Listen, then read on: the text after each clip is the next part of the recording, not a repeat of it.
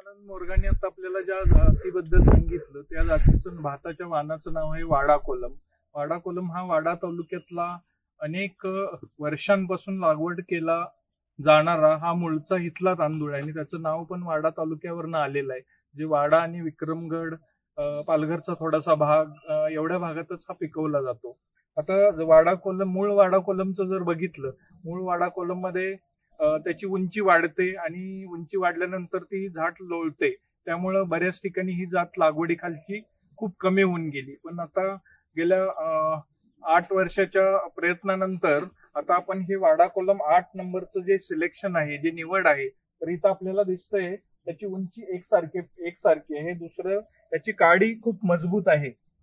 दुसरं ह्याला फुटवा जो आहे, फुटवा अजून ह्याच्यामध्ये अजून फुटव्याच्या स्टेजला आहे. त्याच्यामध्ये फुटवा सुद्धा वाढेल आणि त्यानंतर मग हे लोळण्याची शक्यता आता नाहीये आणि ह्याची लोंबी पण लांब असते. दाण्यांची संख्या जास्त आहे.